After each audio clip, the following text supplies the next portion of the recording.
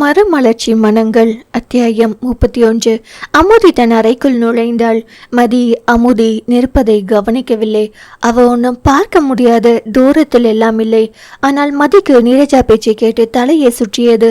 அதன் விளைவு அமுதியை காணவில்லை. என்ன இவங்க இப்படி பேசுறாங்க என்று மனம் பொறுமியவள் நேராக சென்றது தானியாவிடம்.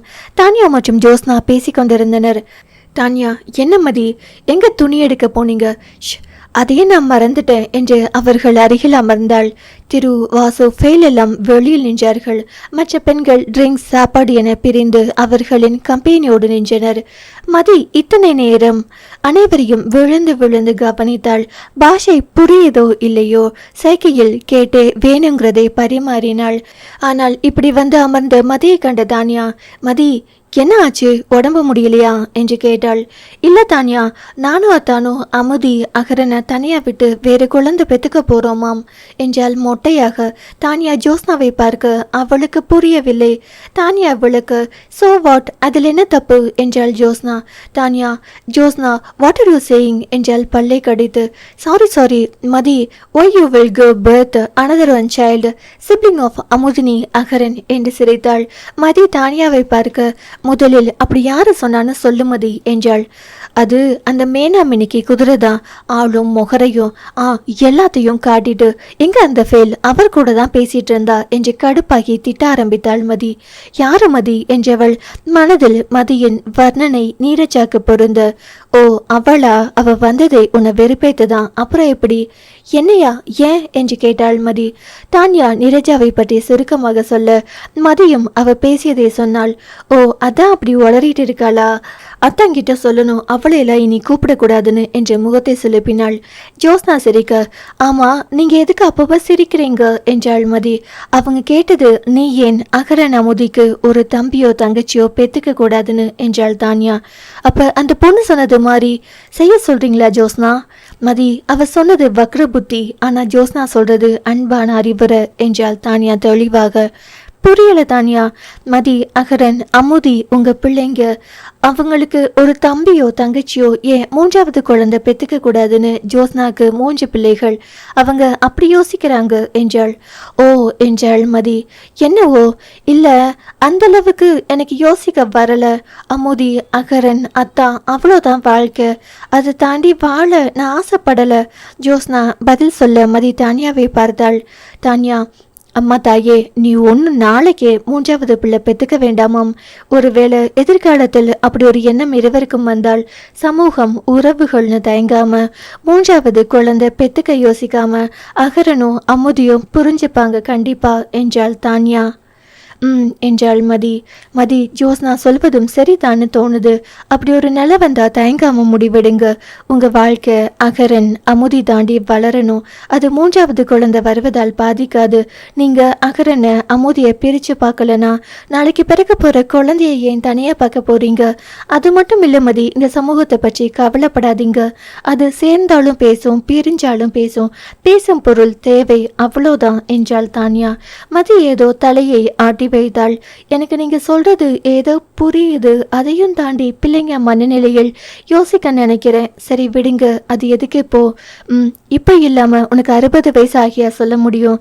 உன்னோட முதல் வாழ்க்கையில் கிடைத்த அமுதி உன்னோட காதலுக்கு கிடைத்த பரிசா? அவ மனைவின்னு உரிமையில் கிடைத்தவள். அதுக்காக நான் அமுதி அப்பாவை குறை சொல்லல. ஒருவேளை அவர் இருந்திருந்தா உன்னோட வாழ்க்கை காதல் காவியமாக கூட மாறி இருக்கலாம். ஆனா இருவரும் மனதார நெருங்க நினைப்பதற்குள் போயிட்டாரு. இந்த வாழ்க்கை உனக்கு மறு வாய்ப்பு, அதை அனுபவிச்சு வாழு. ஏதோ கிடைச்சிட்டு வாழறேன்னு பரந்த மனப்பான்மையோடு வாழாமல் கிடைத்ததை வச்சு சந்தோஷப்படு. ஆனால் அதை அனுபவி மனதார. அதுதான் நாங்க சொல்வது. சும்மா தியாகத்திற்காக இருவதும் மறு வாழ்க்கை வாழாமல் என்றால் தான்யா அவளை முறைத்தவாறு. சரி தான்யா, புரியுது, போதுமா? ஆனாலும் எனக்கா மனசில் படட்டும் என்று சிரித்தவள். அது சரி, யார் இந்த குடிக்கிற பார்ட்டியெல்லாம் ஏற்பாடு செஞ்சா? அதுவா, உன் புருஷனும் ஏன் புருஷனும் தான். மதி, இருக்கட்டும் அவங்களுக்கு என்றால் கோபமாக. நீரஜாவிடமிருந்து வெளியில் வந்த ஃபெயில் சென்றது திரு இருக்கும் இடம்தான்.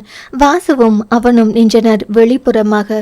Hello Thiru, I am searching you only என்றான் ஃபெயில். Yes, tell me. I want you tell you one thing என்றான் போதையில். வாசு என்ன சொல்ல போறான் என்று திருவை பார்த்தான். நீங்க என் அகரன் அமுதிக்கு சிப்ளிங் யோசிக்க கூடாது. ஆத்தாடி, இவன் நமக்கு சங்க உதமா விடமாட்டான் போல என்று திருப்பக்கம் பார்க்க அவன் வாசுவை தான் முறைத்தான். நினைச்சேன் என அவசரமாக வாசு, ஃபெயில் come we will go to try new style food என்று அவனை அப்புறப்படுத்த எண்ணினான். Wait man, hey Thiru, I am telling you now and truth. Mathi is very innocent and beautiful girl என்று ஆரம்பிக்க திரு மெதுவாக வாசுவிடம், ஒழுங்கா அவனை அழைச்சிட்டு போயிடு, இல்லை உனக்கு இன்னைக்கு சோறு கிடைக்காது என்றான். அடே ஃபெயில், வாடா, என் வாய்க்கு ஆப்பு அடிக்காம. மதி அழகுன்னு அவ புருஷனுக்கு தெரியாதா? நீ சொல்லிதான் தெரியணுமா என்று தமிழில் கூறி ஃபெயிலை சிரிச்சுட்டே இழுத்தான். ஜஸ்ட் வெயிட் ஃப்ரெண்ட், மிஸ்டர் திரு, அந்த அழகான பொண்ணை நீங்கள் கல்யாணம் பண்ணி எமோஷனல் சிறை வச்சுட்டீங்க. அதுக்கு அவ ஊட்டியில் சுதந்திரமாய் இருந்திருப்பா என்றான். இந்த முறை Thiru, mister Favel, stop your nonsense talk. Mathi என் ஒய்ஃப், அவளை எப்படி வச்சுக்கணும்னு எனக்கு தெரியும். டூ யுவர் டியூட்டி என்றான் கடுப்பாக. Yeah your wife accepted, but her name will spoil because of you. What you are in drink? Vacate this place. I'm not good talker always. Just leave from here என்றான் பல்லை கடித்து. இவன் என்ன நம்மளை விட சொரணை இல்லாமல் இருப்பான் போல. டேய், அவன் கோபத்தை கலப்பாதடா என்று எண்ணி, ஃபெயில், அவங்க ஹஸ்பண்ட் அண்ட் ஒய்ஃப் நம்ம இடையில போகக்கூடாது, கம் என்றான் வாசு. நீ வேணா இடையில போகாத, பட் மதிக்காக நான் இருக்கேன் என்ற ஃபெயிலை வாசுக்கே அவன் மூக்கில் 4 போட தோன்றியது. சட்டென்று திரு கைகளை சிரிச்சுட்டே பிடிச்சவன். மச்சான், இது ஃபங்க்ஷன், பார்ட்டி மூடு. அவன் குடிச்சிட்டு வளர்றான், தப்புதான், நான் சர்ப்ரைஸ் கொடுத்தது தப்புதான். அதுக்கு என்னைய தனியாக கவனி, இப்போ இந்த வெள்ளத்தோலை நான் கவனிச்சுக்கிறேன் என்று. உங்கள் ஒய்ஃப் கூப்பிடுறாங்க, உள்ள வாங்க ஃபெயில் என்று அழைத்த வாசுவிடம், மதிக்காக பேசிட்டு இருக்கேன் ஃப்ரெண்டு. மைடியர் திரு, மதியும் நீங்களும் 3வது குழந்தை பெற்று அகரன் அமுதி இருவரையும் ஹாஸ்டலில் விட்டுடுவீங்கன்னு அங்கே உங்களோட ஓல்டு ப்ரப்போசர் சொல்லிட்டு இருக்கா. அதுக்கு தான் சொல்கிறேன். Why do you prove you both not like me என்றான். திருவும் வாசுவும் ஒருவரை ஒருவர் பார்க்க வாசும் மனதில், அடடா, ரெண்டும் சேர்ந்தா 14 வருஷம்னு தெரியாம கோர்த்து விட்டேனே என் ஏழரைகளா என்று பயந்தவன். யாரு, நீரஜாவா என்றான் தெரிந்தே. எஸ் என்றான் ஃபெயில். அது இல்லடா, அவளுக்கு கம்பெனியா இவனை விட்டு வந்தேன், அதான் ஏதோ சம்பவமாச்சு போல, சாரிடா இரு என்று திருவிடம் சொல்லிய வேகத்தில் ஃபெயிலை உள்பக்கமாக தள்ளி கொண்டு விட்டு வந்தான். மறுபடியும் ஓடி வந்தவன், திரு சாரிடா என்றான். யாருடா இவன், என் வாழ்க்கைக்கு அட்வைஸ் செய்கிறான், நான் ஏன் இவனுக்கெல்லாம் ப்ரூவ் பண்ணணும் என்றான் கோபமாக. அவனை நிதானப்படுத்தியவன் தனியாக அழைத்து சென்று, டேய் ரிலாக்ஸ், அவன் ஒன்றும் தப்பா சொல்லலையே என்றான்.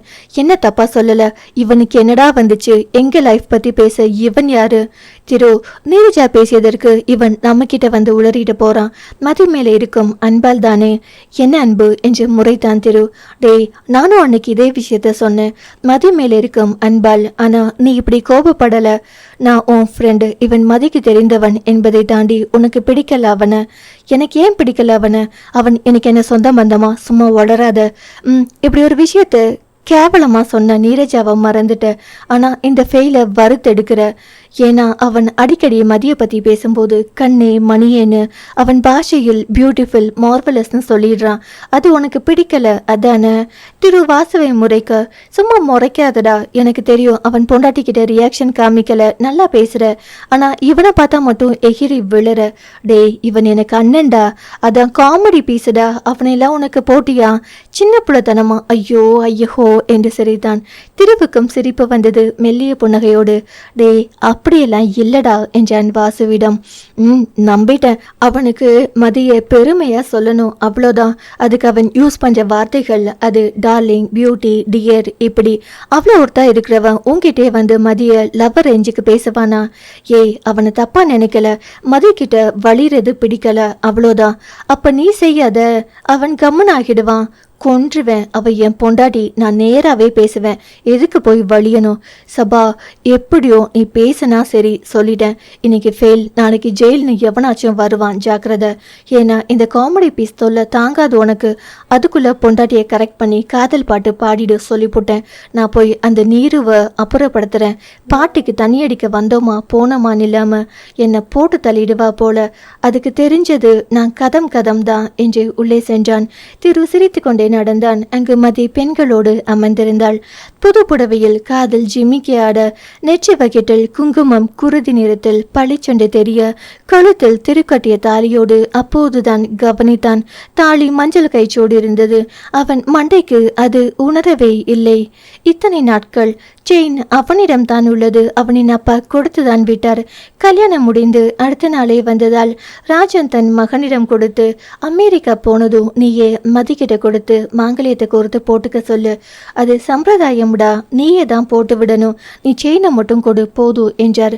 ஆனா திரு வந்தென்று கபோர்டில் வச்சதோடு சரி, மறந்தே போனான். மதியின் கழுத்தில் இன்னும் மஞ்சள் கயிறு தான் கிடந்தது. அதற்கு அவள் மஞ்சள் தேய்த்து வருவதால் கலர் கூட மாறாமல் இருந்தது. திரு கண்களுக்கு மதியன்று புதுமையாக புது மணப்பெண்ணாக தெரிந்தால் அனைவரும் செல்ல கடைசியாக வாசு மற்றும் ஃபேல் குடும்பம் மட்டுமே இருந்தனர். தானியாவும் ஜோஸ்னாவும் மதிக்கு உதவி செய்தனர் ஒதுங்க வைக்க. ஃபேல் அரை மயக்கத்தில் கிடக்க திருவும் வாசுவும் சிறிது தண்ணி அடித்திருந்தாலும் தெளிவாக அமர்ந்திருந்தனர்.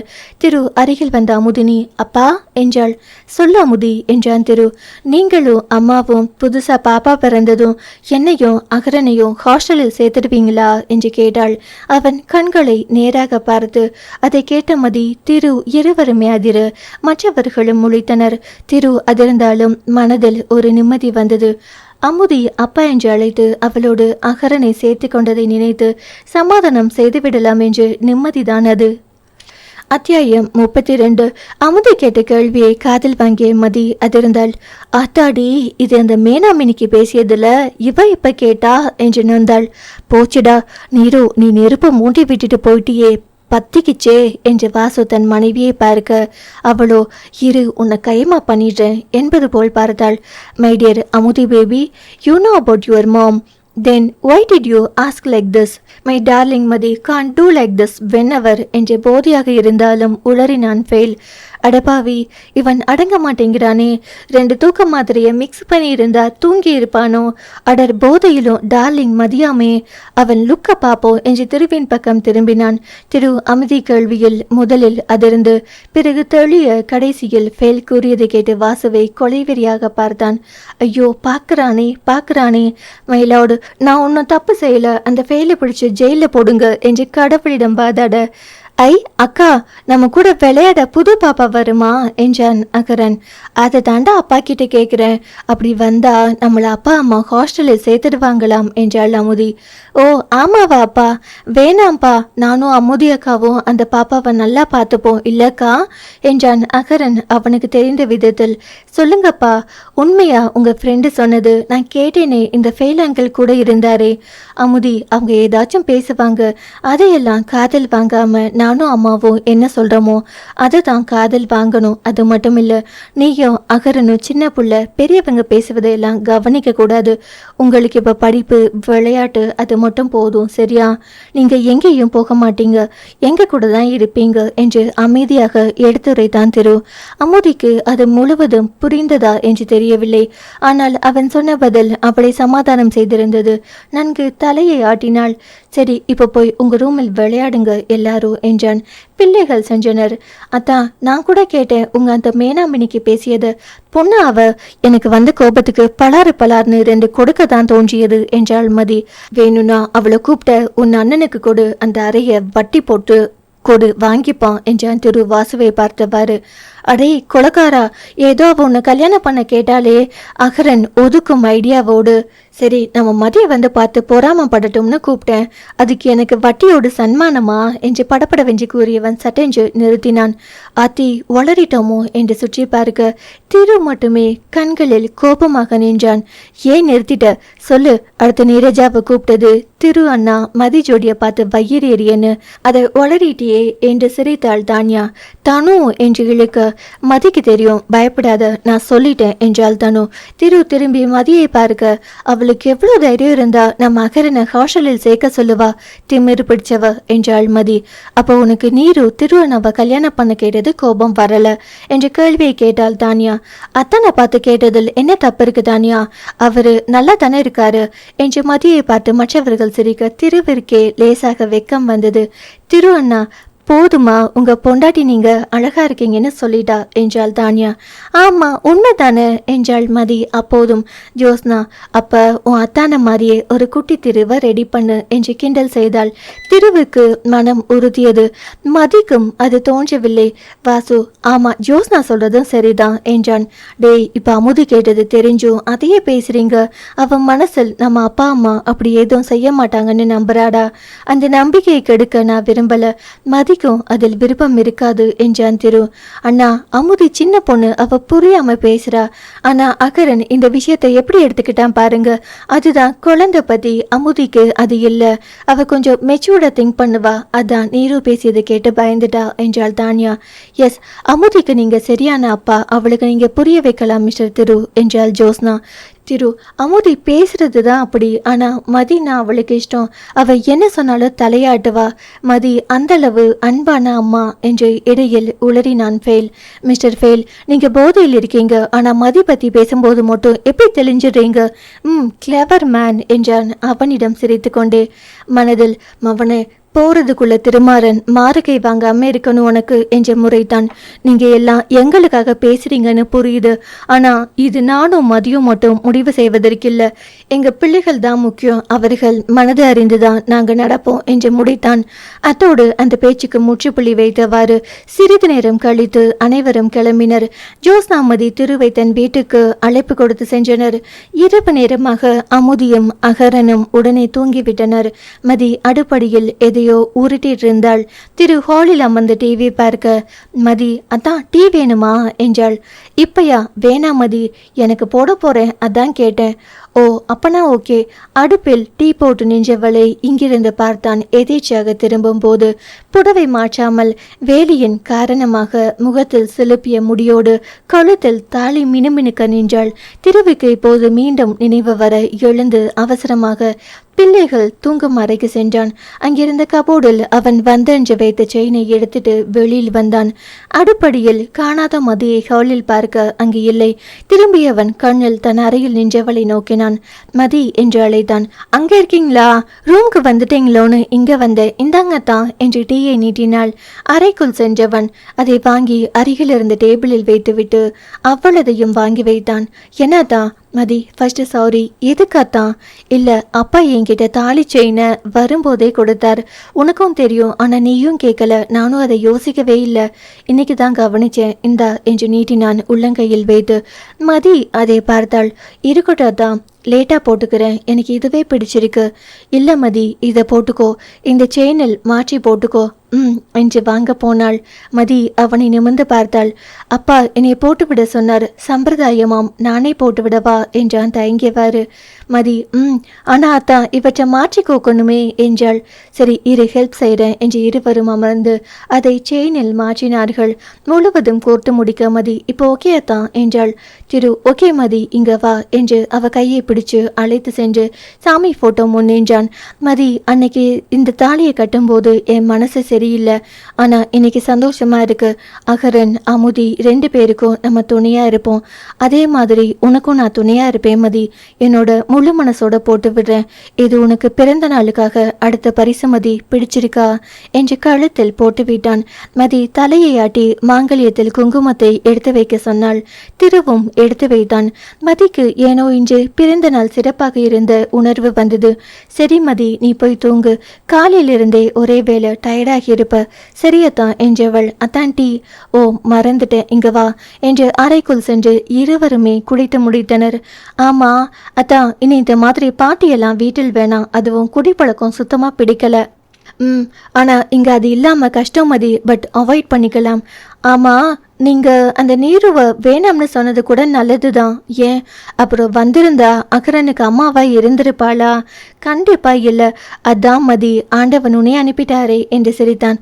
போங்கத்தான், நீங்க என்னை கல்யாணம் பண்ணினதுக்கு மாமா தான் காரணம். அது உண்மைதான். ஆனா நான் இப்போ புரிஞ்சுக்கிட்டேன். என்ன புரிஞ்சுக்கிட்டேங்க? நேரம் வரும்போது சொல்றேன், நீ போய் தூங்கு என்று தன் அறைக்கு சென்றாள். அத்தியாயம் 33. நாட்கள் தொய்வின்றி 4 பேருக்கும் ஒருவித பிணைப்போடு சென்றது. திரு மற்றும் மதியின் அன்பு அடக்குமுறையில் வளர்ந்தது. ஆனால் அகரன், மதி, அமுதி, திரு அன்பானது வெளிப்படையாக விளையாடியது. அகரன், அமுதி அன்பானது அதிரடியாகவும் இருக்கும், அரவணைப்பாகவும் இருக்கும். எல்லாத்துக்கும் அமுதிதான் ஹீரோயின். ஒரு நாள் அகரன் பள்ளியில் அமுதி வகுப்பிற்கு சென்று அவளின் நண்பர்களோடு அரட்டையில் இருந்தான். அவர்களும் அமுதி தம்பி என ஜாலியாக தான் பேசினார்கள். அது பல முறை நிகழ்ந்தது. அன்று வீட்டுக்கு வந்த அமுதி திருவிடம் கம்ப்ளைண்ட் வாசித்தாள். அப்பா, இவன் எதுக்கு என் கிளாஸ்க்கு வந்து என் ஃப்ரெண்ட்ஸோடு பேசிட்டு இருக்கான், இனி வரக்கூடாதுன்னு சொல்லுங்க என்றாள் அமுதி. ஏண்டி, உன் ஃப்ரெண்ட்ஸ் அமுதன் கிட்ட ஒழுங்கா பேசலையா, இல்லை உன்னை திட்டினாங்களா என்றாள் மதி. இல்லம்மா, எனக்கு பிடிக்கல, இவன் என் கிளாஸ்க்கு வரக்கூடாது என்றாள் பிடிவாதமாக. அடியே, ஆனாலும் உனக்கு இம்புட்டு திமிர ஆகாதுடி என்று முறைத்தாள் மதி. திருவுக்கு சிரிப்பு வந்தது. ஏனோ அவனும் அமுதி மாதிரிதான். ஊட்டியில் அவனோட சித்தி பையன் பள்ளியில் படிக்கும்போது திரு கிளாஸிற்கு வந்து அவன் நண்பர்களோடு பேசினால் பிடிக்காது, திட்டுவான். இது சில மூத்த சகோதரர்களின் பொறாமை வெளிப்பாடு. எங்கே தன்னை விட தன் தம்பியோ தங்கையோ நம்ம ஃப்ரெண்ட்ஸுக்கு பெஸ்டா தெரிஞ்சிடுவாங்களோன்னு ஒரு ஃபீல். திரு, அகரா, நீ அமுதி கிளாஸ்க்கு போகக்கூடாது, உன் ஃப்ரெண்ட்ஸோடு பேசாம நீ ஏன் அவ கிளாஸுக்கு போற என்று கேட்டான். அப்பா, அக்கா ஃப்ரெண்ட்ஸ் ஜாலியா பேசுறாங்க, அதான். அவங்க உனக்கு சீனியர்ஸ், அடிக்கடி டிஸ்டர்ப் பண்ணக்கூடாது அங்க போய் என்று அவனுக்கு புரியுற மாதிரி கூறினான் திரு. ஓ, ஓகேப்பா என்றான் அகரன். ஆனால் மதி, ஆமா, நீ போகாத அகரா, உன் நண்பர்களோடு பேசு என்றவள். அம்மோ, நீ முதலில் உன் நண்பர்களோடு ஒழுங்கா பேசுறியா, இல்ல இவன் அழைச்சு பேசுறாங்கன்னா நீ வாயை மூடிட்டு இருப்பியோ என்னவோ என்றால் தலையை ஆட்டி. அம்மா, டென்ஷன் ஆகாத, இவனை யாரும் கூப்பிடல, இவனாதான் வரான். அப்புறம் நான் பேசாததை நீ பாத்தியா? உன்ன மாதிரியெல்லாம் தொணத்தொன்னு பேச மாட்டேனா என்றாள் அமுதி. திரு வாய்க்குள் சிரிக்க, ஏய் யாருடி தொணத்தொன்னு பேசுறா என்று அவளை அடிக்க ஓடினாள். ஆமா, வாக்கிங் போறேன்னு நீ அங்க உள்ளவங்க கிட்ட அரைக்குறையா இங்கிலீஷ்ல உளறி பேசுவது தெரியாதுன்னு நினைச்சியா? வி ஆர் வாட்சிங், நீ ஓடவும் முடியாது ஒளியவும் முடியாது என்று திரு பின்னாடி ஓடினாள் அமுதி. மதி அவளை துரத்தினாள். அம்மா இருங்க, நான் பிடிச்சு தரேன் என்று அகரனும் அமுதியை துரத்த. ஏன் அகரா, நாளைக்கு நான் தான் உனக்கு ப்ராஜெக்ட் செஞ்சு தரணும், உன் அம்மாக்கு அதுல ஒன்றும் தெரியாது என்று ஓடினாள் ஹாலில். அது என்ன பெரிய காரியமாடி, அட்டையை வச்சு ஓட்டுறது? ஆமா, அது சும்மா இல்ல, பெயிண்டிங், த்ரெட் ஒர்க்கிங் இருக்குமா? திரு, அமுதி, அடுத்து அதுவும் பெரிய காரியமானு கேட்க போறா உன் அம்மா என்றான். ஆமா தானே அத்தான். அம்மா, அது என்ன நீ போடுற கலர் கோலம்னு நினைச்சியா? ஏய், அதுவும் ஈஸி இல்லடி, கோலம் போட்டு கலர் அடிக்கிறது எவ்வளோ கஷ்டம் தெரியுமா என்று கால்கள் கடுக்க அமர்ந்தாள் மதி.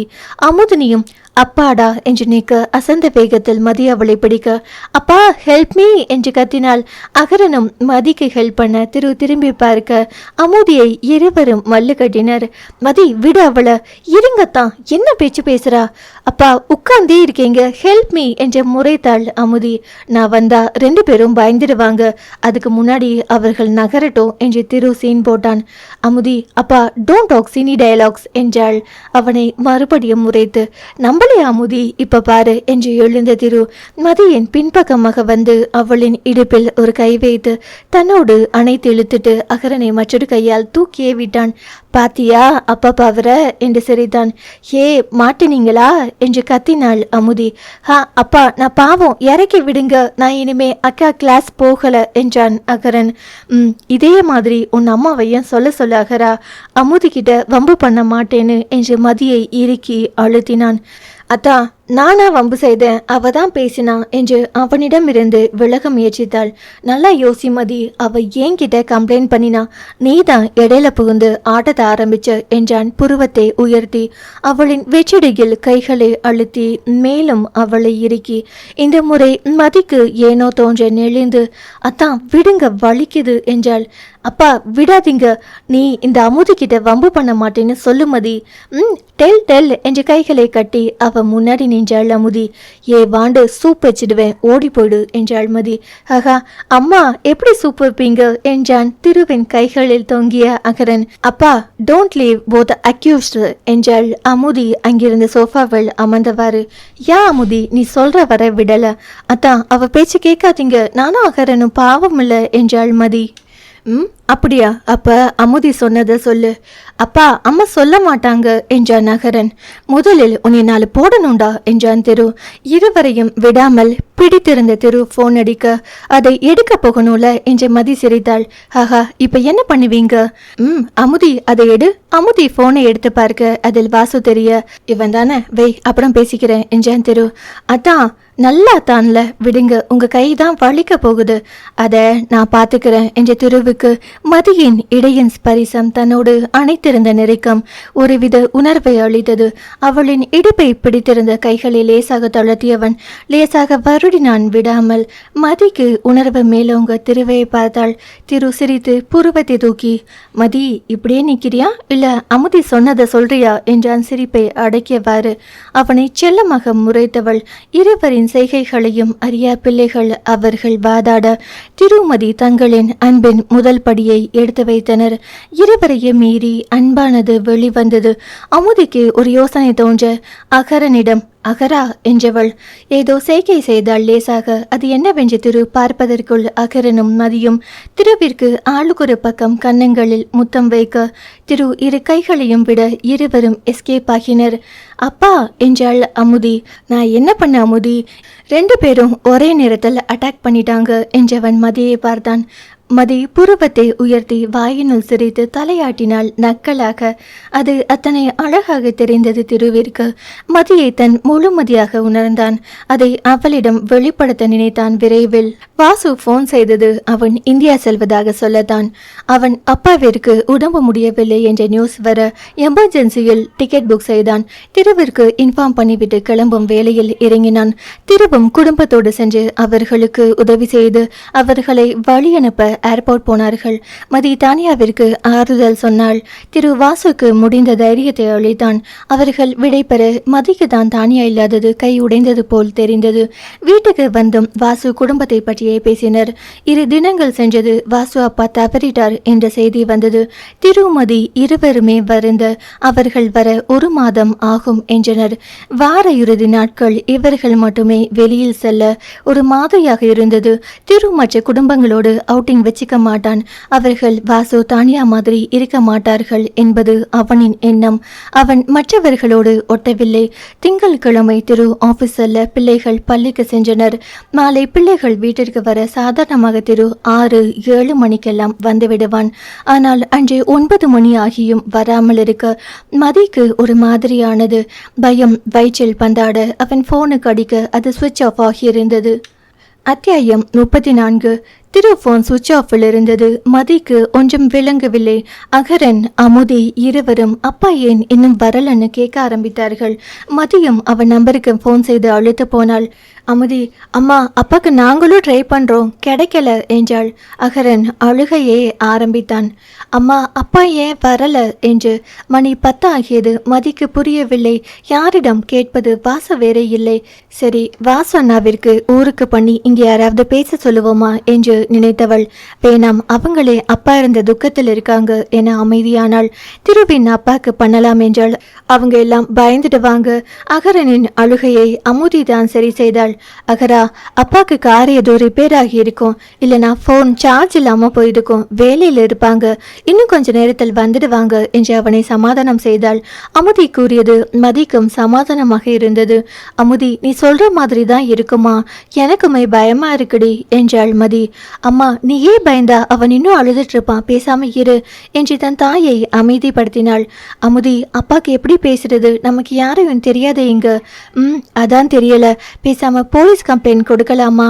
எங்க ஸ்கூலில் போலீஸ் நம்பர் எல்லாம் தந்திருக்காங்க, அவசரம்னா கூப்பிடு என்றாள் அமுதி. ஐயோ, போலீஸா? எனக்கு பயமா இருக்கு. வேற யார உதவிக்கு கூப்பிடலாம் என்று எதேச்சாக திரும்பியவள். பார்வையில் ஃபெயில் போன் நம்பர் விழுந்தது. ஏன் அம்மோ, அது ஃபெயில் நம்பர் தான், அவருக்கு போன் செய்வோம் வா என்று போனை எடுத்து நம்பரை போட்டே விட்டாள். அமுதியும் அமைதியாக இருக்க ஃபெயிலுக்கு ரிங் போய் நின்றது. ஜோஸ்னாவிடம் நம்பர் பரிமாற மறந்தாள் மதி. எடுக்கலடி. அவர் தூங்கி இருப்பாருமா. அம்மா, அப்பாக்கு எதுவும் ஆகியிருக்காதுல. இப்படிதான் என் ஃப்ரெண்டு அப்பா காணாம போயிட்டார், வரவே இல்லையாம் என்றான் அகரன். அந்த நண்பனின் அப்பா வேறொரு பெண்ணோடு போயிட்டார். அதை அந்த நண்பன் அம்மா மாற்றி சொல்லியிருந்தார். அகரா, அப்பாவுக்கு ஒன்றும் ஆகாது, நீ பேசாம இரு, அம்மா இருக்கேன்ல என்று மதி ஆறுதல் சொல்லினாள். சரியாக போன் அடிக்க ஃபெயில் தான் அது. மதி சட்டென்று எடுத்து, ஃபெயில், நான் மதி பேசுறேன் என்றாள். ஏன் Mathi, what a surprise, how are you என்றான். மதி அமுதியிடம் நீட்டி பேச சொன்னாள். அமுதி தான் பேசினாள் ஃபெயிலிடம். நான் அமுதி பேசுறேன், அப்பா இன்னும் வரல, அதான் என்ன பண்றதுன்னு தெரியல. வாசு அங்கிள் இந்தியா போயிட்டாங்க என்றாள். ஃபெயில், oh, what happen for him, wait we will come என்று போனை வைத்த ஃபெயில் அடுத்த அரை மணி நேரத்தில் ஜோஸ்னாவோடு வீட்டிற்கு வந்தான். மதி ஜோஸ்னாவிடம் அழுக ஆரம்பித்தாள். அதை பார்த்த அகரனும் அழுத முடிக்க அமுதிதான், ஃபெயில் அங்கிள், இப்போ எப்படி அப்பாவை தேடுறது என்றாள். திரு ஆஃபீஸ் நேம் என்ன என்று கேட்டான். அவளும் சொல்ல, ஃபெயில், சரி நான் போய் பார்த்துட்டு வரேன், நீங்கள் ஜோஸ்னா கூட போங்க, அங்கே பசங்க தனியாக இருக்காங்க, திருவை அழைத்து வரேன் என்றான் அவன். ஜோஸ்னா மதி அகரன் அமுதியை அழைச்சிட்டு தன் வீட்டுக்கு சென்றாள். ஃபெயில் நேராக திரு கம்பெனிக்கே சென்றான். அங்கே சென்ற பின் தான் விஷயம் தெரிந்தது. அந்த ஆபீஸின் லிப்ட் ஒன்று ரிப்பேர் ஆகி கிரவுண்ட் போகாமல் இடையில் மாட்டிவிட்டது. அதை சரி செய்து கொண்டிருக்கிறார்கள். அதில் தான் திருவும் மாட்டியிருக்கான். சிலர் லிப்டுக்குள் மாட்டியிருப்பதால் யார் என்று சரியாக தெரியாது. பிறகு சிசிடிவி பார்த்து கண்டறிந்து அவர்கள் வீட்டிற்கு போன் செய்து விஷயத்தை சொன்னார்கள். திரு வாசுவின் நம்பர் கொடுத்திருக்க அவன் நம்பர் சுவிட்ச் ஆஃபில் இருந்தது. தேடி வருபவர்களுக்கு மட்டும் விஷயத்தை சொன்னார்கள். திருவின் போன் அவனிடம் இல்லை. அது லிப்ட் இறங்கிய வேகத்தில் எங்கு விழுந்தது என்று தெரியவில்லை. கூட மாட்டியிருந்தது நீரு, இன்னும் சிலர். அவர்களுக்கும் அதே நிலைதான். போன் கையில் இருப்பவர்களுக்கு சிக்னல் இல்லை. ஃபெயில் விஷயத்தை முதலில் வீட்டிற்கு தெரிவித்தான். நாளைக்கு காலையில் தான் திரு வீட்டிற்கு வர முடியுமாம். அது லிப்ட் சில டெக்னிக்கல் ப்ராப்ளமாம்.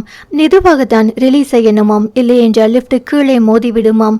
உள்ளே இருப்பவர்கள் உயிருக்கு ஆபத்தாகிடும். அதனால காலை ஆகும்னு சொல்றாங்க. ஜோஸ்னா, நீ இதை இப்படியே சொல்லாத, நல்லா இருக்காரு, லிப்ட் சரி பண்றாங்கன்னு மட்டும் சொல்லு என்றான். அதை கேட்ட மதிக்கு உயிரை துடித்தது. அச்சோ, காலை வர லிப்ட் உள்ளாரியா, ஐயோ அத்தான் பாவமே என்று புலம்பினாள். அழுது அழுது அகரன் தூங்க அமுதி மடியில் படுத்திருந்தான். அவனை ஓரமாக போட்டு அமுதியை தூங்க வைத்தாள் மதி. அவளும் தூங்க ஆரம்பித்தாள். நன்கு தூங்கிய அமுதி அப்பா என்று அலறி எழுந்தாள். மதி, என்ன ஆச்சுமா அம்மு என்று பயந்து அவளை தன்னோடு அணைத்து தூங்க வைத்தாள். அமுதி வெளியில் தைரியமாக காட்டிக்கொண்டாலும் உள்ளுக்குள் அவளுக்கும் பயம் இருக்கு என்பதை மதி அறிந்தாள். அகரன் தலையை தடவி விட்டவள் அப்படியே அமர்ந்தபடியே கண்களை மூடினாள். திரு தான் வந்தான் எதிரில். அத்தா வந்தாச்சா என்று கண்களை முழித்து ஏமாந்தாள். அத்தா, என்னையும் பிள்ளைகளையும் தனியா விட்டு போயிட்டீங்க, பயமா இருக்காத்தான், சீக்கிரம் வாங்க என்று புலம்பினாள். திருவுக்கும் இரவு மதி மற்றும் பிள்ளைகளின் நினைவாக இருந்தது. மதி, எப்படி சமாளிக்க போற, வாசு வேறு இல்லையே, கடவுளே அவங்களுக்கு ஆறுதல் சொல்லுங்க என்று புலம்பினான். மற்ற ஆட்கள் பேசிக்கொண்டிருக்க திரு மட்டும் அமைதியாயிருந்தான். என்ன திரு அமைதியா இருக்க, வெளியில் போயிடலாம், டோன்ட் வரி என்றாள் நீரு. இல்ல நீரஜா, மதி பிள்ளைகள் என்னை தேட ஆரம்பிச்சிருப்பாங்க, வாசு வேற இல்ல, அவங்களுக்கு யாரையும் தெரியாது, அதான் கவலையா இருக்கு, என்ன பண்றாங்கன்னு என்றான் திரு.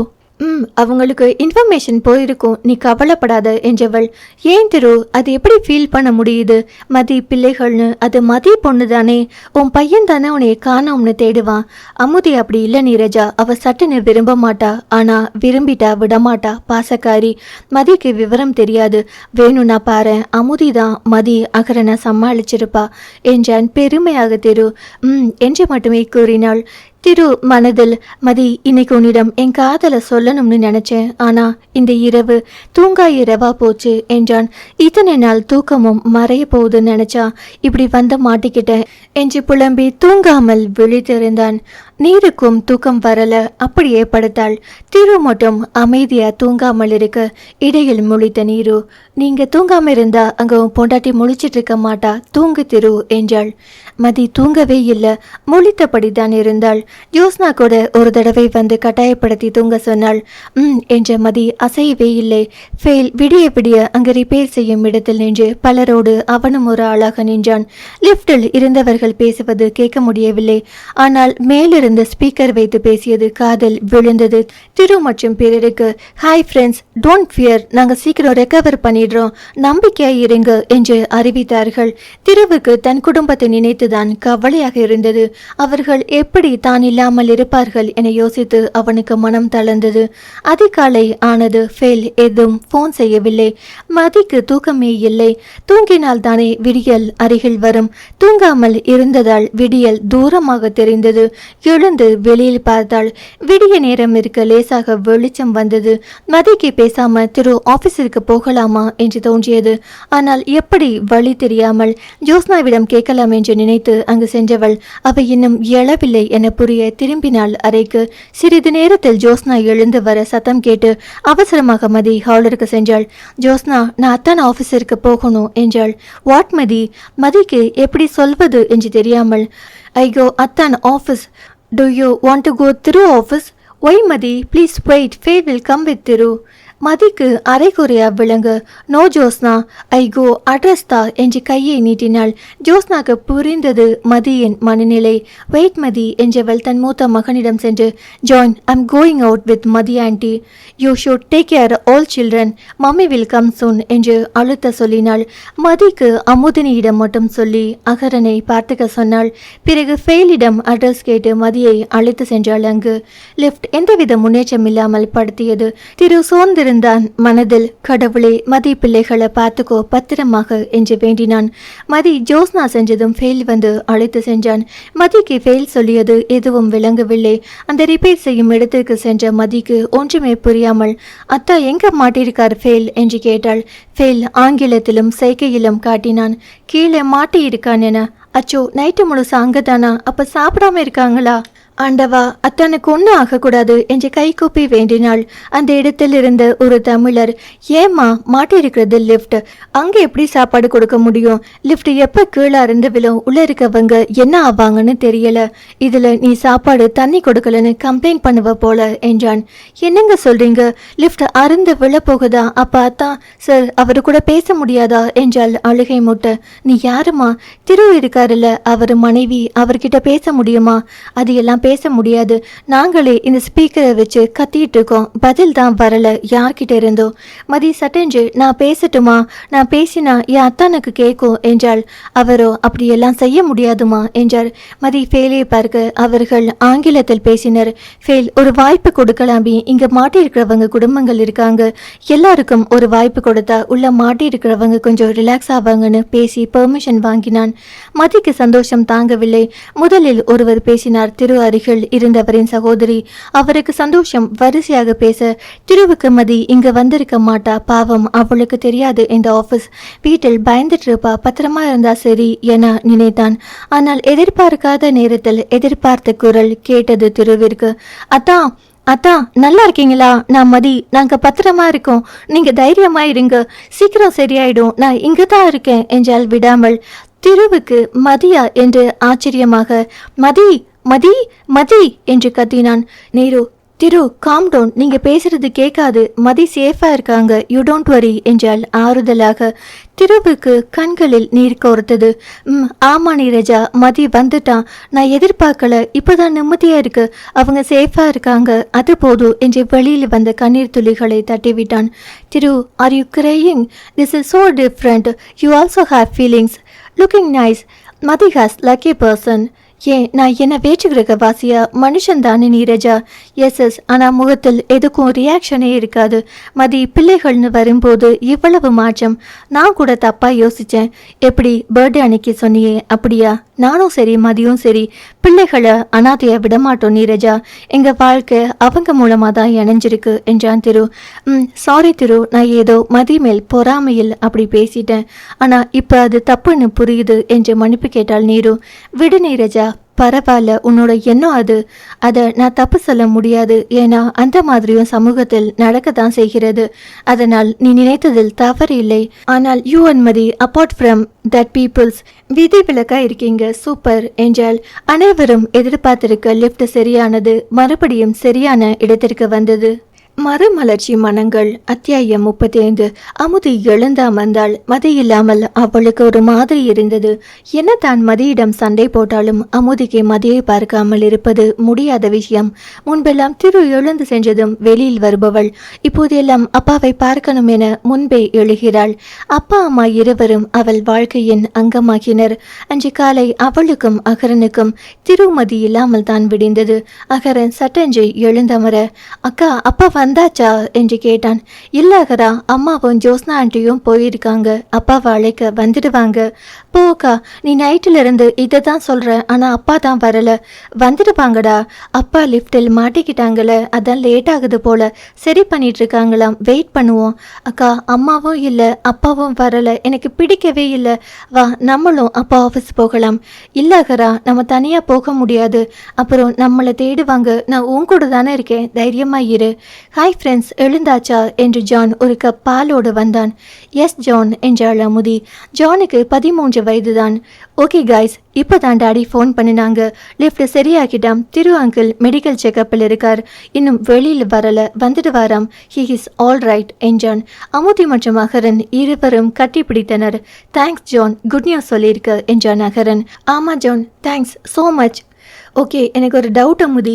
நீயும் அகரனும் ஃபர்ஸ்ட் இருந்தே இப்படி ஹாப்பியாக இருப்பீங்களா இல்லை சண்டை போட்டுப்பீங்களா என்று கேட்டான் ஜான். ஜான், நான் அமுதி அக்கா கிட்ட நல்லா பேசுவேன். ஆனால் அக்கா தான் ஒழுங்காக பேச மாட்டாங்க. ஆனால் இப்போ சூப்பராக பார்த்துக்கிறாங்க, பேசுகிறாங்க. பாரு, அக்கா தான் நேச்சிலிருந்து என் கூட இருக்கிறது, என் அம்மா மாதிரி என்று அமுதியை கட்டி பிடித்தான். அடே ஐஸ் வைக்காத, போதும். பார்த்தீங்களா, இதுதான் அமுதியக்கா, இப்படி தான் பேசுவாங்க என்றான் அகரன். ஜான் சிரித்தான். ஆஹா அமுதி, யூ சோ ஸ்வீட். நான் கூட முதலில் என் தங்கையிடம் இப்படி தான் இருந்தேன். ஆனால் இப்போ அவ தான் எனக்கு குட் ஃப்ரெண்ட் என்றான். அமுதி, ஏன் ஜான், உங்க தங்கச்சி ஜஸ்டின் கியூட் பொண்ணு தானே என்று கேட்டாள். ஆமா, அவ கியூட் தான். ஆனால் எனக்கு முதலில் என் அம்மா ஃபெயில் அப்பாவை கல்யாணம் செய்தது பிடிக்கவில்லை என்று ஜான் கூறியதை கேட்டு அதிர்ச்சியாக்கினர் அகரன். அமுதி, என்ன சொல்ற ஜான் என்று கேட்டாள் அமுதி. ஆமா அமுதி, என்னோட சொந்த அப்பா நாட் குட். அம்மாவை டிவோர்ஸ் பண்ணிட்டு போயிட்டார். நானும் என் தம்பி ஜாக் மட்டும்தான். அப்புறம் தான் ஃபெயில் அப்பா வந்தார். முதலில் பிடிக்கவில்லை, ஆனால் இப்போ அவர் சம்ம கம்பெனி எனக்கும் ஜாக்கிற்கும். அதன் பிறகுதான் ஜெஸ்லின் பிறந்தா. அவ பிறந்தப்போ எனக்கும் பிடிக்கவே இல்லை. பிறகுதான் அப்பா அம்மா புரிய வச்சாங்க என்றான். பிறகு ஜான் எழுந்து சென்று விட்டான். அமுதிக்கு குழம்பியது. எப்படி என்று யோசித்தவளை அகரன், என்னக்கா யோசிக்கிற என்றான். இல்ல அகரா, நம்ம 2 பேரும் அன்பா இருக்கோம். அன்னைக்கு அந்த நீரு ஆண்டி சொன்ன மாதிரி நம்ம அம்மாவுக்கும் புதுசா ஒரு பாப்பா வந்தா நம்ம ஜான் மாதிரி ஏத்துப்போமா? அக்கா, அந்த பாப்பாவும் நம்ம பாப்பா தானே, நம்ம சிப்ளிங் தானே, ஜாலியாக இருக்கும் அமுதியக்கா என்றான் அவன். அமுதியும் என்று தலையை ஆட்டினாள். இரவு முழுவதும் லிப்டில் மாட்டியிருந்ததால் மெடிக்கல் செக்கப் உடனே செய்தனர். திரு வெளியில் வந்ததும் மதி மற்றும் அனைவரும் வெளியில் காத்திருந்தனர். அசதி மட்டுமே இருந்தாலும் மதி வெளியில் நிற்கிறாள் என்ற எண்ணமே அவனை எனர்ஜியாக இருக்க செய்தது. வெளியில் வந்ததும் அவன் கண்கள் தேடியது மதியை தான். ஆனால் அதுக்கு வேலையை வைக்காமல் மதி திரு வெளியில் வந்ததும் ஓடி சென்று, அத்தா எப்படி இருக்கீங்க என்று கட்டிப்பிடித்தாள். திருவுக்கு அது இன்ப நிலையை தாண்டி இருந்தது. மனம் மகிழ்ந்து அதை வெளிப்படுத்த தோன்றாமல் நின்றவன் மதி கட்டிப்பிடித்ததும் அவளை காட்சி போக வழி இல்லாமல் இறுக்கி அணைத்தான். மதி, பயந்துட்டியா? ஆமா தான் என்று அழுதாள். அவன் மார்பில் தலை சாய்த்து, மதி ஓகே, நான் தான் வந்துட்டேன்ல. எங்க அமுதியாகிறன்? ஃபெயில் வீட்டில். அங்கேயா என்று அவளை விளக்கியவன். அங்கே எப்படி போனாங்க? ஃபெயில் நம்பர் தானே நம்ம வீட்டு சுவத்தில் எழுதி வச்சேன், அந்த நம்பருக்கு தான் ஃபோன் செய்தேன். ஓ எஸ் திரு, மை டார்லிங் சொல்கிறது கரெக்டு தான். நல்ல வேலை ஃபோன் செஞ்சதால் நானும் ஜோன்ஸும் வந்தோம் என்று அருகில் வந்தனர் ஃபெயில் மற்றும் ஜோஸ்னா. ரொம்ப தேங்க்ஸ் ஃபெயில் என்று ஃபெயிலை கட்டிப்பிடித்தான் திரு.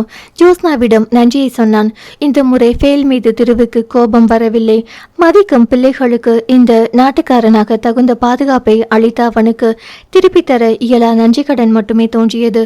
அந்த இடத்தை விட்டு ஃபெயிலும் ஜோஸ்னாவும் முன் செல்ல மதியின் கையை பிடித்தபடியே பின்னே நடந்தான் திரு. அதான் நைட்டெல்லாம் சாப்பிடலையா? பாருங்க முகையெல்லாம் அசதியா இருக்கு. பரவாயில்ல மதி, நீயும் பசங்களும் என்ன பண்ணுவீங்கன்னு தான் பயந்துட்டு இருந்தேன். ஆனால் ஃபெயில் வந்துருப்பாருன்னு நான் நினைக்கவே இல்லை. உங்களுக்கு ஃபெயிலை பிடிக்காது. உனக்கு யாரு சொன்னா? அதை சொல்லணுமா? அதான் நீங்கள் பேசுகிறதுலையே தெரியுமே.